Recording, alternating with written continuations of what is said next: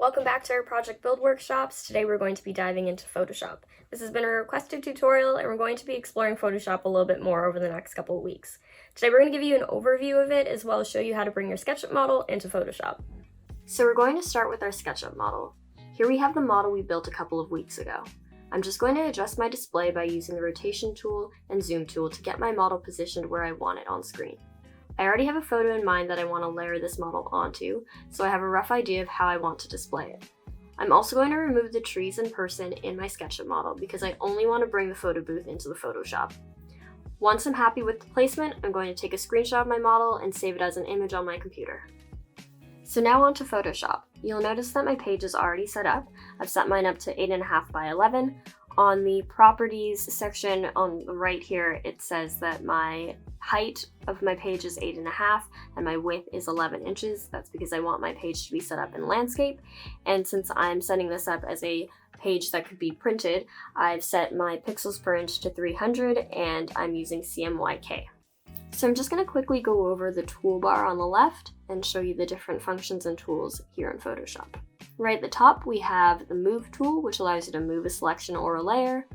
Below that is the Rectangular Marquee tool, which allows you to make a selection in the shape of a rectangle. Then we have the Lasso tool, which allows you to make freehand selections. Then the Quick Selection tool, which allows you to make selection by finding and following edges in an image. Then we have the Crop tool, which allows you to trim and expand the edges of an image. Then the Eyedropper tool, which allows you to sample colors from an image and color match them. The Spot Healing Brush tool allows you to remove marks and blemishes.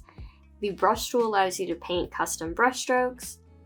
The Clone Stamp tool allows you to paint with pixels from another part of an image.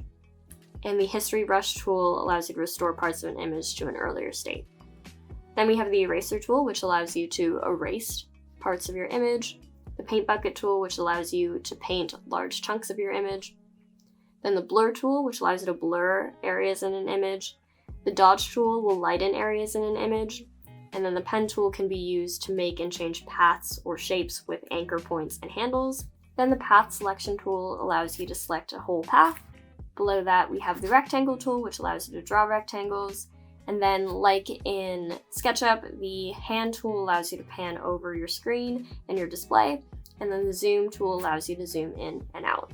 You'll also notice the little arrows at the bottom right corner of each tool, and that allows you to expand and look into other additional tools that are related back to that tool. So if you were to click the Rectangle tool, you would also see that you can make rounded rectangles, ellipses, polygons, lines, or custom shapes. And then if you were to click the Dodge tool, you'll also notice additional tools that relate back to that one.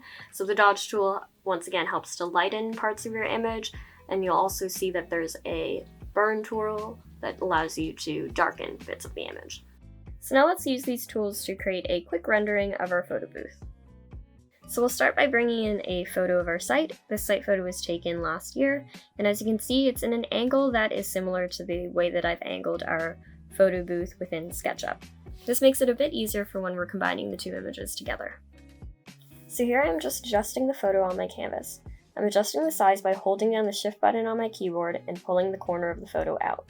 By holding the Shift button, this ensures that all sides of the photo get larger and that the photo remains proportionate. I'm also moving the image just to make sure that it is centered and where I want it to be. So once our site photo is in the right place, I'm then going to drag and drop our image of our photo booth. So as you can see, this is just a screenshot that I took from our SketchUp model, and the background still appears in the back, so we're going to use our Photoshop tools to get rid of that background. So I'm just going to use the Move tool to move the image to where I want it to be. As you can see, there are two separate layers. One of them is the site photo image, and the other one is our photo booth model. So in order to edit or move either of them, you'll have to ensure that you're in the right layer. I'm looking to edit the photo booth model, so I'm going to ensure that the photo booth layer is what's selected. Then I'm going to try to remove the background of the photo booth. So I'm going to start by using the Rectangular Marquee tool to draw a rectangle on our photo booth layer. I'm just going to draw the rectangle over the parts of the photo booth image that we want to remove. So you'll notice that you aren't able to just delete the rectangle that we've selected. You're going to have to either change your image into a smart object or rasterize the image in order to edit that layer.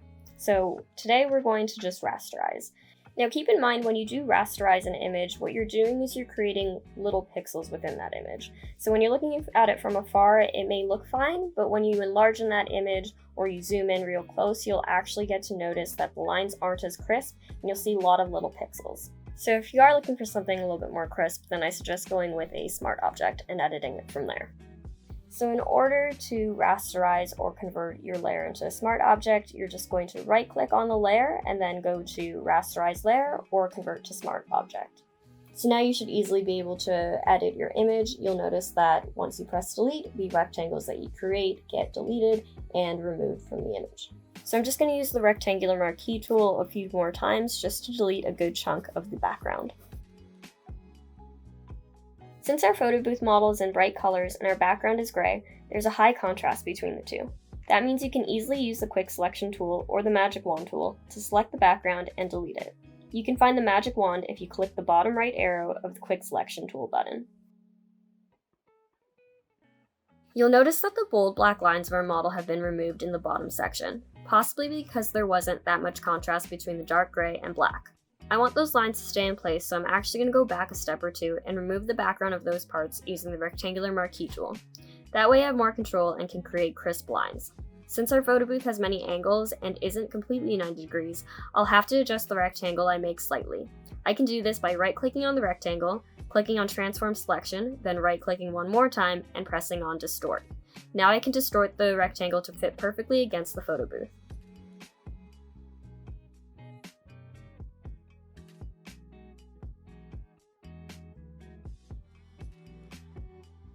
So now that we have the background removed, I'm going to show you how to use a few of the other tools to add more detail to your model.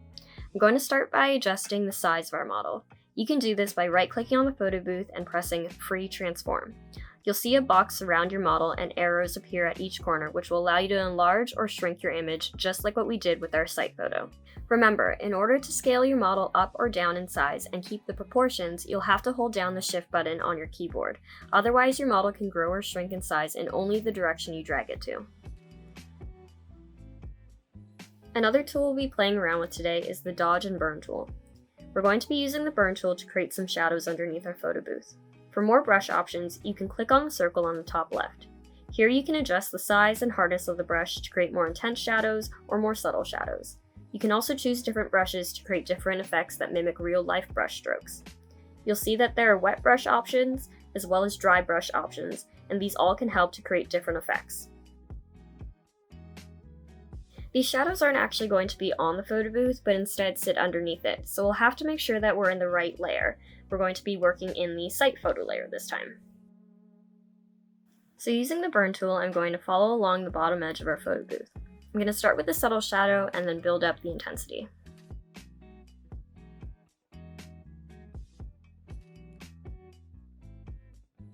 Another set of tools we'll be using today is the eyedropper and the various brush tools.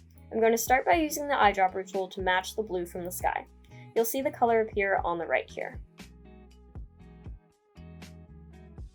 Next, we're going to use the mixer brush tool, which allows us to blend existing colors on your image together with a color of your choice. I'm going to use the brush tool to blend the sky and cover up some of the clouds. Just like when we use the Burn tool, you can also adjust the size and hardness, and you can also switch up the brush type to create different effects. I'm also going to use the Dodge tool to brighten up the sky a bit.